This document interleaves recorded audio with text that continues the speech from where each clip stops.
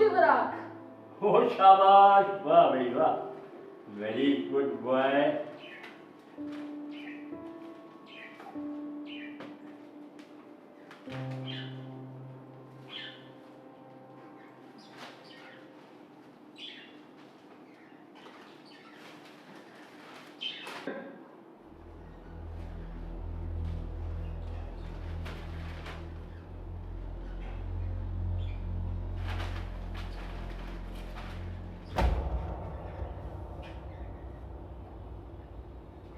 क्या हुआ बड़े पापा, क्या सोच रहे हो?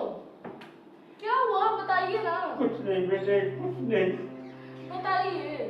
क्या बताऊं बेटे, बताने के लिए रह ही क्या गया है। फिर भी क्या इसी दिन के लिए हमने ये सब कुछ बर्दाश्त किया था? मैं समझ नहीं पा रहा हूँ। तुम क्या समझोगे बेटे? देखो अखबार क्या छपा है, इसमें क्या छपा है देखो। रेप, लूटमार, रिश्वत, यही सब कुछ है ना अखबार में। फलाना अफसर रिश्वत लेते हुए पकड़ा गया, लानत है। वहां रेप हो गया, क्यों नहीं जमीन में गाड़ा उन दरिंदों को। वहां मिनिस्टर घबरा करके भाग गया, जेल में क्यों नहीं डाला उसे? क्या है ये सब कुछ, क्या है ये? वो हिंदुस्तान है जिसके लिए भगत सिंह फांसी चढ़ा। ये वो भारत है जिसके लिए सुभाष ने जान दी, हजारों लोगों ने अपनी जानें कुर्बान की। नहीं बेटे, ये वो भारत नहीं है जिसके लिए हमने इतना बर्दाश्त किया। लाठियां खाई, जेल में गए और भूखों रहे। क्या कुछ नहीं सहा हमने आज के दिन के लिए।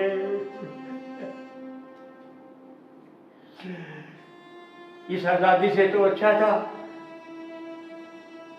कि हम वही गुलाम रहते। अरे हाँ, ये आप क्या कह रहे हैं? कौन यकीन करेगा आपकी बात का? हैं? बेटे यही तो रोना है, यही तो रोना है कि जो सोचा था वो मिला नहीं, और जो मिला उसके लिए सर से जमीन नहीं टूटा है।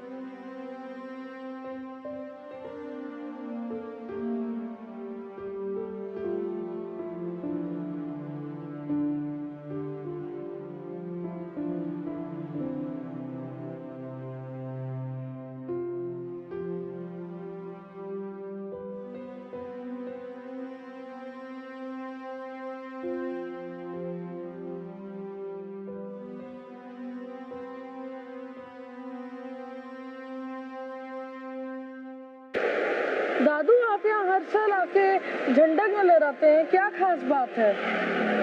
तुम बताओ, और तिरंगा कहाँ जाके लहराऊं? इससे अच्छी जगह और क्या हो सकती है? ये जो है ना, ये जो मेमोरियल, ये आपके बड़े पापा का है। पता है उन्होंने कितनी दुख, कितनी तकलीफें, कितनी मुश्किलें सही इस देश को आजाद कराने के लिए। एक बार की तुम्हें बात सुनाता हूं। 1942 की बात है। फरवरी का महीना था। तब आपके बड़े पापा और कौन थे साथ में, बाबू ब्रिजमान जी जो बाद में पेप्सू के चीफ मिनिस्टर बने, ज्ञानी गुरबचन सिंह जी, दर्शन सिंह बागी और भी कुछ लोग होंगे। तब बड़े पापा की उम्र सिर्फ 19 साल थी।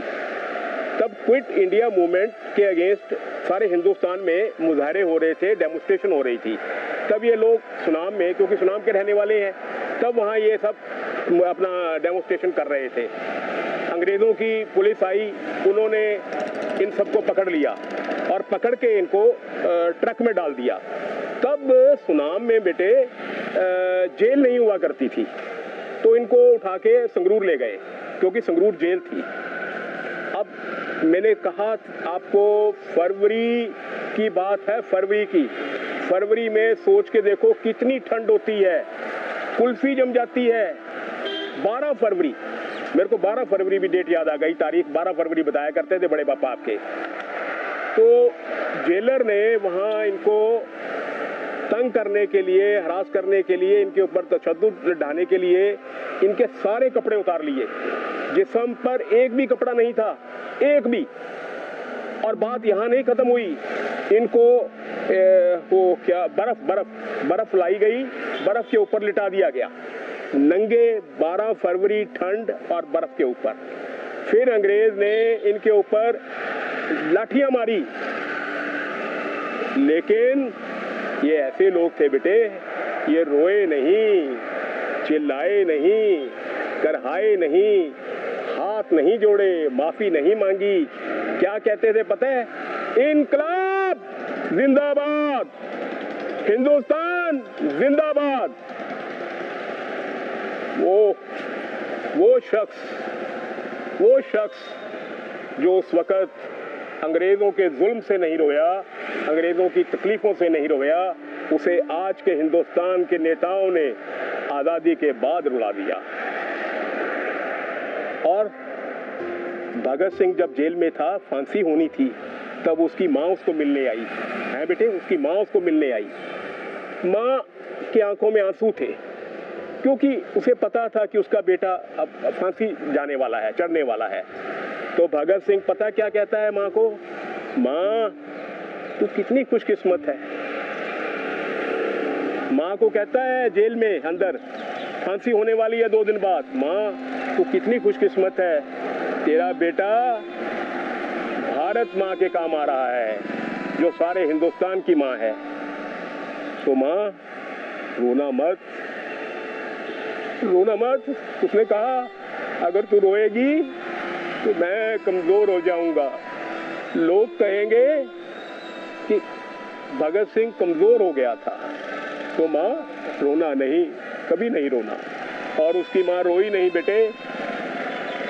सुखदेव, राजगुरु, भगत सिंह को जब फांसी लेके जाने लगे, तब जेलर ने उनसे पूछा, एक रवायत चलती है कि फांसी से पहले जिसकी फांसी हुई होती है उससे पूछा जाता है कि बता तेरी कोई तमन्ना, तेरी कोई आरजू है?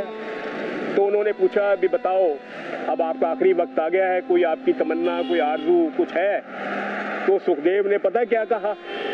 सुखदेव ने कहा, जेलर साहब अगर हो सके हमारी तमन्ना पूरा करने चाहते हो तो ये जो यूनियन जैक का झंडा लगा है ना, झंडा लगा है, इसको उतार दो और हमारे हिंदुस्तान का तिरंगा लहराओ।